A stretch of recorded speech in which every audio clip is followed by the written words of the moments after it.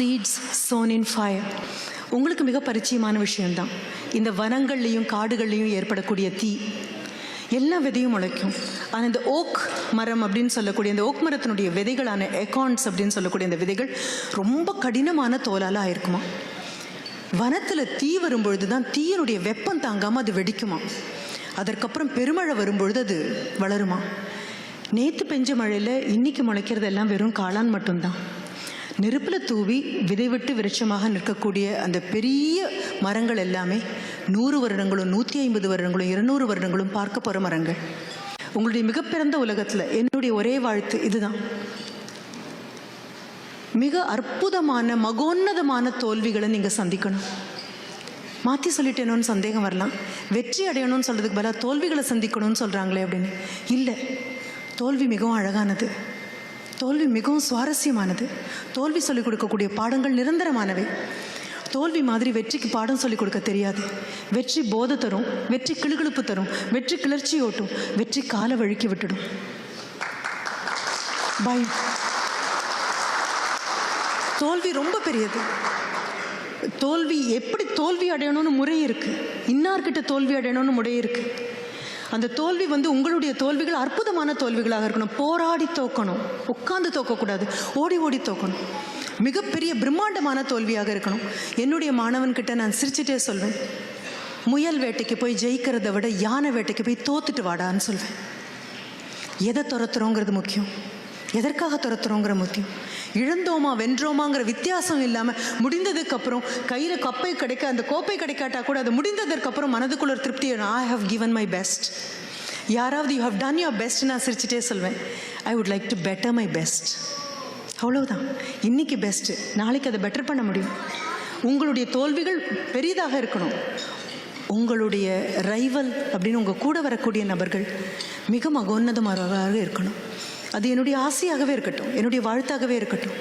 யாரை எதிர்த்து நீங்கள் போராடுறீங்களோ அவங்க பெரிய ஆளாக இருக்கணும். பல நேரங்கள் எனக்கு ராவணனை நினச்சி கூட ஒரு சந்தோஷம் உண்டு. என்ன அப்படின்னா, எவ்வளோ ஒரு மகா பெரிய தலைவனாகவும் எவ்வளோ ஒரு மாவீரனுமாக இருக்கணும்னா படைத்தவனே அவதாரம் எடுத்து அவனை கொல்றதுக்கு வரணும். எவ்வளோ பெரிய வீரமாக அது இருந்திருக்கணும். ஒரு முறை யோசிச்சு பாருங்களேன். நான் குரூப் டிஸ்கஷன் சாஃப்ட் ஸ்கில் சொல்லிக் கொடுக்கும்போது குரூப் டிஸ்கஷன் அப்போல்லாம் சொல்லுவேன், ராவணனா பிறந்தா ரொம்ப வசதி. குழந்தைங்க ரொம்ப ஆச்சரியமாக நிமிந்து பார்ப்பாங்க. குரூப் டிஸ்கஷனுக்கு யாரையும் கூப்பிடவே வேண்டாம், 10 தலையும் பேசினாலே போதும். ஆனால் அந்த 10 தலை அப்படிங்கிறது எவ்வளோ பெரிய விஷயம். பார்வை எவ்வளோ விசாலமானது, எவ்வளோ மகோன்னதமான ஒரு எதிரியாக இருக்கணும். ஆக நமக்கு கிடைக்கக்கூடிய எதிரிகள் எல்லாம் நல்ல எதிரிகளாக இருக்கட்டும். அன்றாட பிரார்த்தனையாக ஆண்டவங்கிட்ட கேட்க வேண்டியது ஒன்றே ஒன்று தான், God please take in giving me the best of best rivals. தேர்ந்தெடுத்து கொடுப்பா. ஏதோ போகிற வரவனெல்லாம் எதிரி ஆக்காதேம்மா. நிதானமாக பார்த்து பார்த்து எனக்குன்னு ஒரு எதிரியை உருவாக்கி கொடு தெய்வமே. என்ன காரணம்னு தெரியுமா? குமிஞ்சு குட்டுறதுல சுவாரஸ்யமே கிடையாது. எம்பி குட்டணும்.